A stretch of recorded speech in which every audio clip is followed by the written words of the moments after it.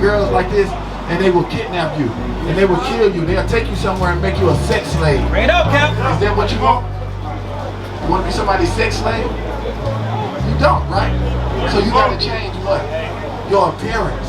At the age of 16, you can dress and do better, sis. At the age of 16, you shouldn't be walking around here with your booty cheeks out. You don't care if you threw the flyer in the garbage.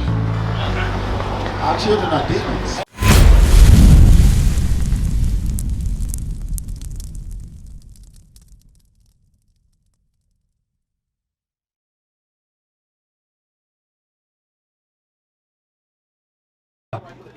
So what you learn? What you learn? What you learn? How old are you?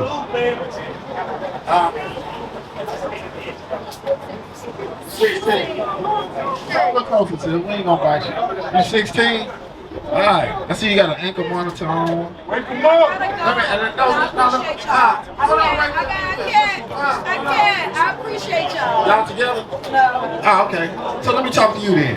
So you 16. You hope to be married one day? Have children? Or you want to have children and not get married? Which one? Huh? You don't want no children? You don't want to be married?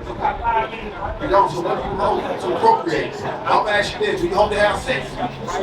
Are you having sex? You don't hope to have sex. Alright, so give me Sirach chapter 19. So sis, as a big brother, as a father figure to you, I want to read to you what the Bible says, okay? And you got to change, okay? You got to change. I can tell you a beautiful sister, but you got to change how you carry yourself, all right? You got to change how you dress. You know what I'm saying?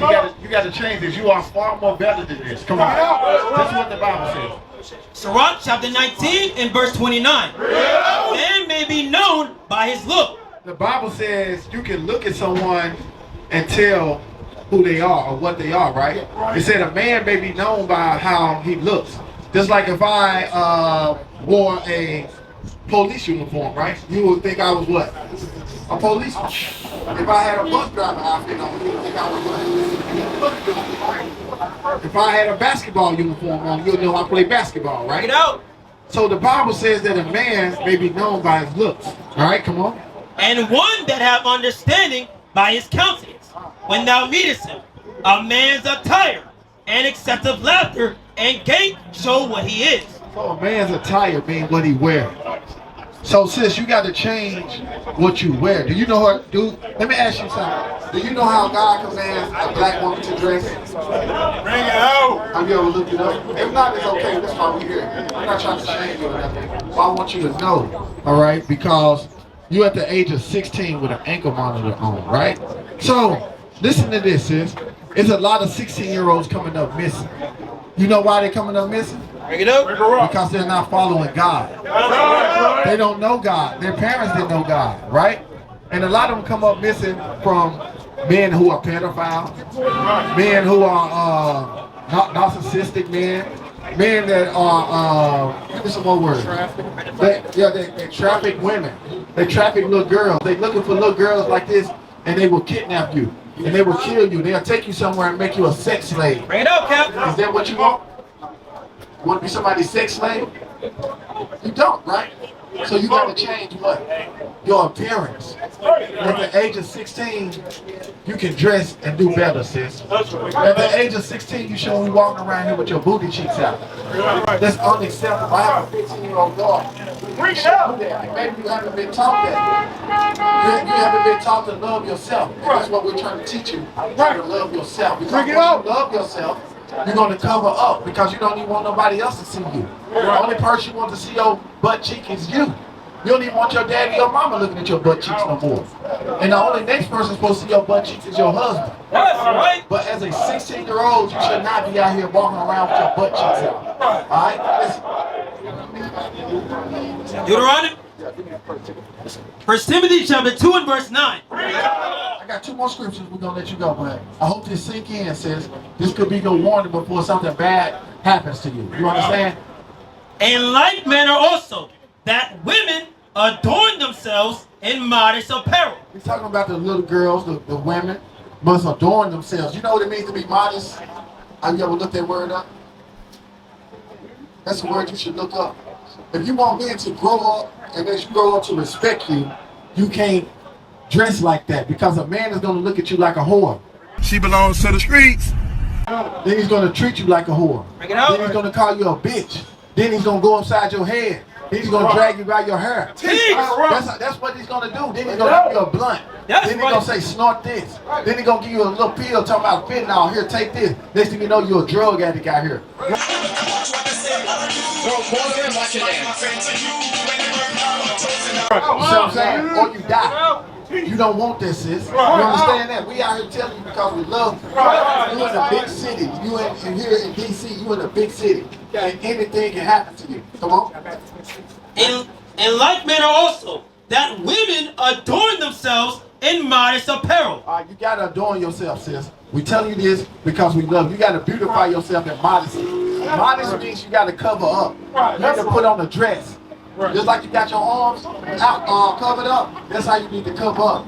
You should have your arms covered and everything else hanging out at the age of 16 especially. See? Something bad is going to happen to you. You want something bad to happen to you? Or you to the point you don't care? You don't want nothing bad to happen to you. Guess what, sis? We don't need it. And guess what? God don't want nothing bad to happen to you. This is why he's warning you now. Because something bad gonna happen to you if you don't change. You hear me? You hear me? You get me? Look at Matthew 26. We got to get ready to go, and I wish I could sit here and keep talking to you. All right? I really wish I could because we out here trying to save Sarah's daughter. You understand that? We're trying to save Sarah's daughter. You are a daughter of Sarah, you don't even know it. You out here dressing like a grown woman and you ain't number 16. You are a child. Stop carrying yourself like a grown woman and enjoy your youth. Because when you become a grown woman, you're going to wish you was still a child. Responsibility comes with a grown woman. You understand that? So you need to change the way you are, or you're going to end up dead, sis. You're going to be on the front page of the news. For real. Going in and out of juvenile ankle monitor, that shit ain't cool. You think it's cool for street cred, you don't?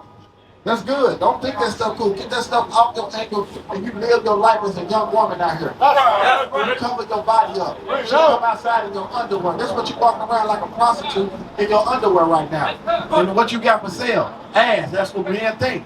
Grown men looking at your ass. How you know somebody just didn't get out of prison? How you know somebody just didn't get out of prison and thinking about knocking you across the head tonight and taking you and raping you and killing you and stuffing you in a trash bag somewhere? That stuff goes on every day. And you so little you can't defend yourself. That's right. Change the way you dress. Matthew 26. Matthew chapter 26 and verse 6. Now when Jesus was in Bethany, in the house of Simon the leper, there came unto him a woman having an alabaster box of very precious ointment, and poured it on his head as he sat at meat. But as when his disciples saw it, they had indignation, saying, To what purpose is this waste? For this ointment might have been sold for much and given to the poor. When Jesus understood it, he said unto them, Why trouble ye the woman? For she hath wrought a good work upon me. For ye have the poor always with you, but me ye have not always. For in that she hath poured this ointment on my body. She did it for my burial. Verily I say unto you, wheresoever this gospel shall be preached in the whole world, there shall also this, that this woman have done, be told for a memorial of her. All right, so anytime we end teaching the gospel, we talk about this righteous woman. You need to follow her footsteps, sis.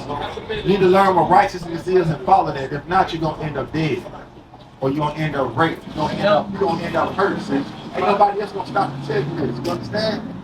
I'm telling you this how we do. You understand?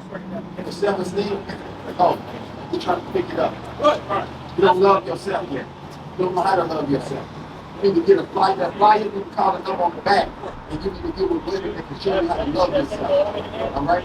All right, so with that, you're going to say shalom. All right? Who's the king? Who's the king? Who's the king? The black Messiah. That's right. See, she don't care. She threw the flyer in the garbage. Our children are demons. They are possessed with the devil. All right? Good luck to you, sis. Good luck.